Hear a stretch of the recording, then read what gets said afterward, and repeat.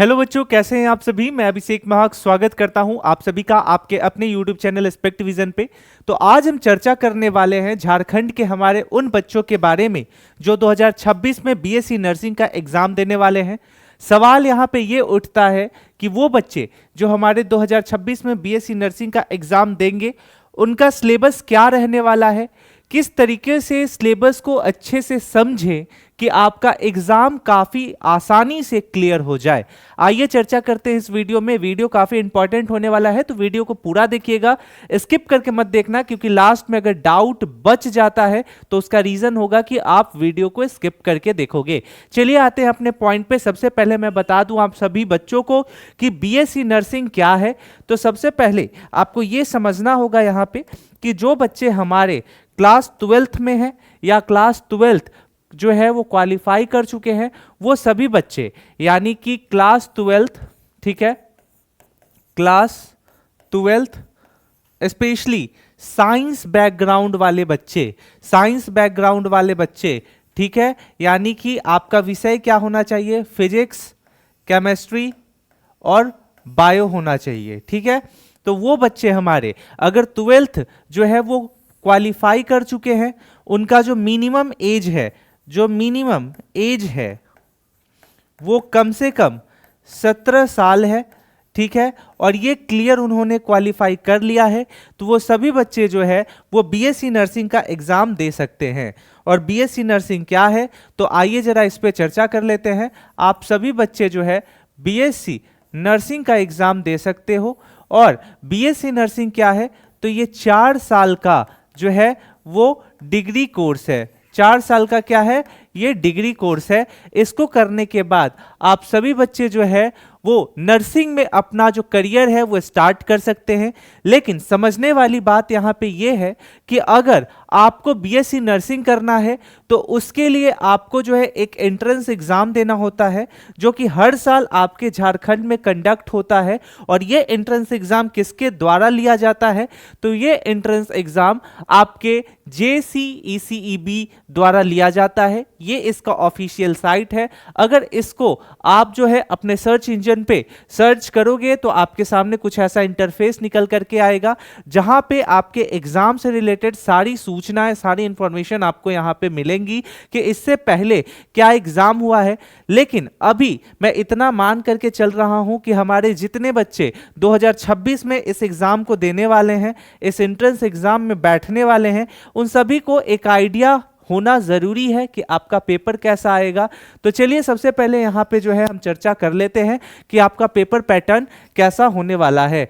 तो आप सभी बच्चों को सबसे पहले तो ये मैं क्लियर कट बता दूं कि आपके एग्जाम के लिए जो सबसे ज्यादा इंपॉर्टेंट सोर्स है वो कौन सा सोर्स है, तो जो सबसे विश्वसनीय सोर्स होता है वो होता है NCERT। क्या होता है, NCERT। अगर आप बीएससी नर्सिंग का एग्जाम देना चाहते हैं तो आपको NCERT पे फोकस करना है।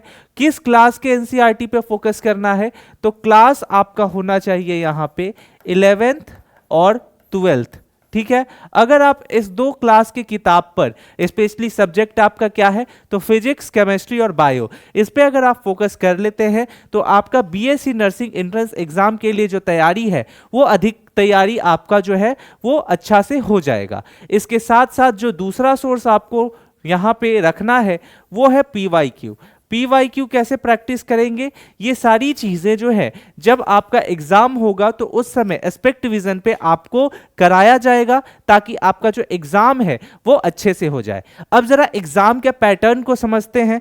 तो एग्जाम के पैटर्न को समझने के लिए आपको यहाँ पे ध्यान देना होगा कि आपका जो एग्जाम होता है वो ऑफलाइन मोड में होता है, यानी कि आपको वहां जाना होगा, ABCD करके ऑप्शन आएंगे जिसमें से आपको एक सही उत्तर का चयन करना होगा, जिसको एग्जाम के भाषा में हम लोग MCQ बोलते हैं।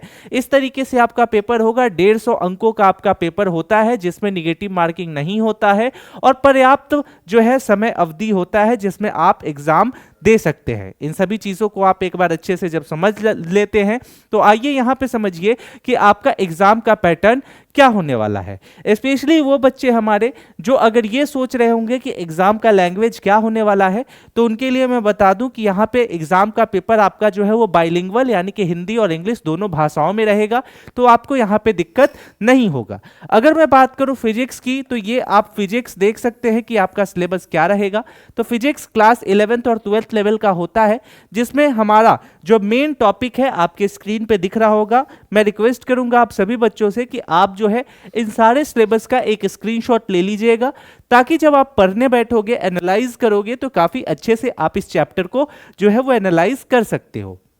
सबसे पहले यहां पे आप ध्यान दीजिए कि इसमें आपको फिजिक्स में क्या क्या पढ़ना है। तो physical world, measurement, kinetics energy, law of motion, work energy and power, gravitation, thermodynamics, इस तरीके के जो चैप्टर्स है ये सभी फिजिक्स में आपने पहले भी 11th एंड 12th स्टैंडर्ड में देखे होंगे। सो आपका जो एग्जाम का लेवल ही होता है वो 11th एंड 12th होता है। सो डायरेक्ट अगर कोई भी बच्चा एनसीईआरटी को 1 by 1 अच्छे से समझ लेता है तो आपका ये एग्जाम आसानी से क्लियर हो सकता है। सेम उसी तरीके से अगर मैं बात करूं कि आपका केमिस्ट्री में क्या सिलेबस होने वाला है, तो आइए जरा केमिस्ट्री और बायो को भी 1 by 1 करके जो है हम समझेंगे। यहाँ पे अगर बात किया जाए कि बायो में आपका क्या होने वाला है सिलेबस और केमिस्ट्री में क्या होने वाला है सिलेबस, तो यहाँ पे 2-3 चीजें आपको ध्यान देना है जो कि केमिस्ट्री में सबसे ज्यादा प्रश्न पूछे जाते हैं।